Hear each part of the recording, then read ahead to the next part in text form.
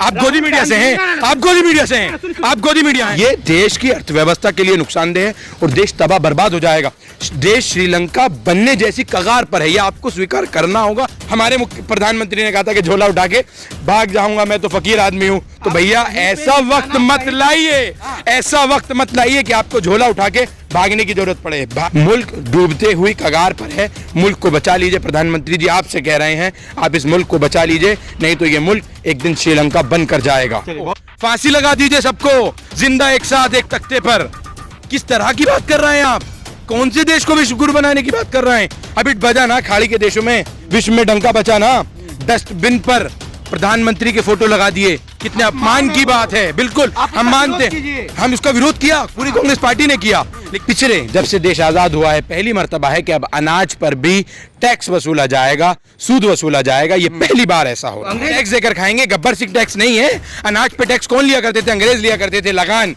आज ये सरकार ले रही है। अरे क्या देश के हालात बना दिए कि आप जो है अनाज पे टैक्स ले रहे हैं। क्या देश को आप कहाँ घसीटना, करना क्या चाहते हैं जनता को? बीजेपी वर्कर्स कह रहे हैं कि आप चाहते हैं कि देश को श्रीलंका, पाकिस्तान बर्बाद हो गया, श्रीलंका बर्बाद हो गया। कौन कह रहा है? भारत को बर्बाद हो। हमारी ये कोशिश है कि भारत को किसी तरह से बचाया जाए। राहुल गांधी जी ये कह रहे हैं, कौन बचाएगा? तो ऐसे बचाएंगे? अरे जनता पे महंगाई करके बचाएंगे। जब जनता को लूटा जाएगा, डुबोया जाएगा, तो सड़कों पर उतरेगी कि नहीं? क्या जहाँ जाकर चलवाइए ना बिल्डोजर, पता चलेगा। कोई इन्वेस्ट करने के लिए आएगा नहीं यहाँ का सबसे बड़ा। हाँ, कोई इन्वेस्ट करने के लिए नहीं आएगा। गुजरात मॉडल भी फर्जी है, यूपी मॉडल भी फर्जी है, बिल्कुल फर्जी है। क्या असली है मुझे बताइए। कांग्रेस वर्कर इस वक्त हमारे साथ मौजूद है। रब्बानी साहब, किस तरीके से प्रोटेस्ट इन्होंने किया है? 5% जीएसटी पर खूब हंगामा कर रहे हैं कांग्रेस पार्टी के वर्कर्स। लेकिन इसी वक्त जो है दिल्ली पुलिस ने डिटेन भी किया, कई साथी जो है इस वक्त डिटेन थाने में कैद भी हैं। क्या देख रहे हैं रब्बानी साहब? देखिए, आप इसको हंगामा करना कह रहे हैं, ये कोई हंगामा करना नहीं है। हम देश की जनता के हितों के लिए लड़ रहे हैं। दिल्ली की सड़कों पर, संसद में आज हमारे नेता माननीय राहुल गांधी जी और तमाम सांसदों ने देश की जनता की आवाज वहां बुलंद की, जहां वो लोग आवाज को कुचलना चाह रहे हैं महात्मा गांधी जी की प्रतिमा के पास। फिर उसके बाद हम लोग संसद का घेराव करने के लिए भारतीय युवा कांग्रेस हमारे राष्ट्रीय अध्यक्ष जी के नेतृत्व में जा रही थी, लेकिन पुलिस ने हमारे लोगों को, तमाम लोगों को डिटेन कर लिया। प्रदर्शन करने का असल मकसद सिर्फ ये है, आप ये देखिए कि अंग्रेज पहले लगान वसूला करते थे अनाज पर। आज पिछले जब से देश आजाद हुआ है पहली मर्तबा है कि अब अनाज पर भी टैक्स वसूला जाएगा, सूद वसूला जाएगा। ये पहली बार ऐसा हो रहा है। अंग्रेज आप किसको बोल रहे हैं? अंग्रेज कौन हो रहा है? ये अंग्रेजों के दर्ज पर हुकूमत, अंग्रेजों के मुखबर हुकूमत कर रहा है अंग्रेज। बिल्कुल, ये सरकार पूरी की पूरी वही जो ये सावरकर को फॉलो करते हैं, माफीवीर हैं ये लोग। और ये लोग ऐसे ही अब अंग्रेजों की तर्ज पर काम कर रहे हैं, देश की जनता को लूटने का काम कर रहे हैं। काम हो रहा है सारा टैक्स के पैसे से। कौन सा काम है मुझे बताइए, मैं आपको बताता हूँ कौन सा काम हो रहा है। स्कूल की फीस देनी होती है। कौन से स्कूल की फीस? कौन से स्कूल की फीस? मुझे बताइए तो सही, कौन से स्कूल की फीस की आप बात कर रहे हैं? स्कूलों की फीस में लगातार वृद्धि हो रही है, महंगाई लगातार बढ़ती जा रही है। अरे भैया, कहाँ केंद्रीय स्कूल है, राज्य सरकारें हैं, कहीं कुछ दे रही है, उनकी हालत तो जाकर देखिए। सरकारों को तो जीएसटी का पैसा दिया जा रहा है ना। कौन सा दिया जा रहा है? तो आप अनाज पर जीएसटी लेंगे? आप जनता को ऐसे खाएंगे, खाने पर लेंगे? लोगों के घर में चलाने को झूला नहीं है, और आप जीएसटी उस पे लेंगे, खाने पे, अनाज पे? कहाँ की बात कर रहे हैं आप? कौन से न्याय की बात कर रहे हैं? कौन से देश को विश्व गुरु बनाने की बात कर रहे हैं? लोगों पे खाने को नहीं है, आप कह रहे हैं कि उनको अनाज के लिए टैक्स लिया जा रहा है। कहते हैं कि ये गब्बर सिंह टैक्स है। हाँ, गब्बर सिंह टैक्स। तो गब्बर सिंह टैक्स नहीं है। मुझे बताइए, जो आप दही बाजार से 5 रुपए का पैकेट लाते थे, अब उस पर टैक्स भी देकर आएंगे? हैं, बताइए मुझे। टैक्स देकर खाएंगे, गब्बर सिंह टैक्स नहीं है। अनाज पे टैक्स कौन लिया करते थे? अंग्रेज लिया करते थे, लगान। आज ये सरकार ले रही है। अरे क्या देश के हालात बना दिए कि आप जो है अनाज पे टैक्स ले रहे हैं। क्या देश को आप कहाँ घसीटना, करना क्या चाहते हैं जनता को? फांसी लगा दीजिए सबको, जिंदा एक साथ एक तख्ते पर। किस तरह की बात कर रहे हैं आप? कौन से देश को विश्व गुरु बनाने की बात कर रहे हैं? अभी बजा ना खाड़ी के देशों में, विश्व में डंका बचा ना।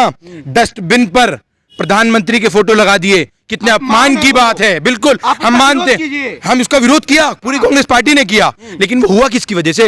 वो नुपुर शर्मा, नवीन कुमार जिंदल गिरफ्तारी हुई क्या? क्यों नहीं हुई बताइए मुझे। सिर्फ तलवे चाटने के अलावा ये अडानी अंबानी की सरकार है, और किसी की ये अडानी अंबानी की सरकार है, किसी की सरकार नहीं है। ये अडानी और अंबानी के लिए काम कर रही है सरकार, ये सरकार पूरी तरह से। आप मुझे बिल्कुल, आप देखिए अडानी साहब को वहां लंका गए थे, वहां उनका वो पूरा पोर्ट वोट लगवाने के लिए, वहां भी अडानी को देकर आएंगे। अरे भैया हिंदुस्तान की बात करो, गुजरात सब कुछ अडानी अंबानी। किसान कानून किसके लिए था मुझे बताइए? कानून आने से पहले पूरे देश में जगह जगह पे उनके स्टॉक बनवा दिए, वेयर हाउस बनवा दिए। अरे चाहते क्या हो सिर्फ इन्हीं के हाथ में। इस वक्त सरकार को अडानी और अंबानी चला रहे हैं, ना कि देश के प्रधानमंत्री चला रहे हैं। बीजेपी वर्कर्स कह रहे हैं कि आप चाहते हैं कि देश को श्रीलंका, पाकिस्तान बर्बाद हो गया, श्रीलंका बर्बाद हो गया। कौन कह रहा है? भारत को बर्बाद हो। हमारी ये कोशिश है कि भारत को किसी तरह से बचाया जाए। राहुल गांधी जी ये कह रहे हैं, कौन बचाएगा? तो ऐसे बचाएंगे? अरे जनता पे महंगाई करके बचाएंगे, जनता को राहत दीजिए, वरना अगर आप महंगाई इसी तरह से दिए जाएंगे, वहां हुआ क्या है मुझे आप बताइए। आरबीआई के पास पैसा आप हुआ क्या? अरे तो भैया कहां से लाएंगे? अरे तो जनता तो पहले ही भूखी मर रही है, जनता पे बचा क्या है? घर में चलने के लिए झूला नहीं है? बताइए, सिलेंडर चल रहा है क्या घर में? आपने कोविड में देखा नहीं क्या लोगों का क्या हाल था? लोग खाने के लिए तरस रहे थे, लकड़ी नहीं थी जलाने के लिए, कहां से खरीदते? आप बात कर रहे हैं कि देश को बचाने की, कहां से बचेगा देश? जब जनता को लूटा जाएगा, डुबोया जाएगा, तो सड़कों पर उतरेगी कि नहीं? लूटा जा रहा है और क्या है? डुबोया जा रहा है। बिल्कुल गलत बात आप कर रहे हैं। कैसे गलत है बताइए मुझे।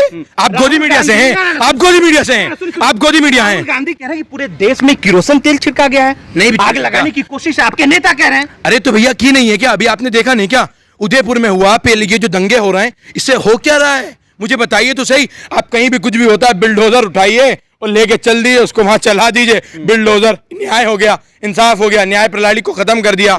देश की जो न्याय प्रणाली है, न्यायालय है, उनको खत्म कर दीजिए। आप ही इंसाफ कीजिए। खत्म कहाँ हुआ है? अरे मैं कब कह रहा हूं? मैं कह रहा हूं खत्म कर दीजिए। अगर आप ऐसे इंसाफ करेंगे, लोगों के घरों पे आप बिल्डोजर चला देते हैं, कोई प्रदर्शन में होता है नहीं होता है। वो वसीम का याद है मध्य प्रदेश का, उसके बेचारे के दोनों के हाथ नहीं थे, वो क्या दंगा करेगा मुझे आप बताइए। सरकार ने मुआवजा दिया। क्या मुआवजा? उसको मुआवजा दिया? बिल्कुल दिया। अरे तो सुनिए, 10 लाख का उसका 40 लाख का मकान जो जिंदगी भर तोड़ मड़ोड़ जोड़ के बनाया था, उसको तो आपने बिल्डोजर करके ध्वस्त कर दिया और आप कह रहे हैं मुआवजा दिया। किस बात का वो मुआवजा? उसका घर उजाड़ दिया।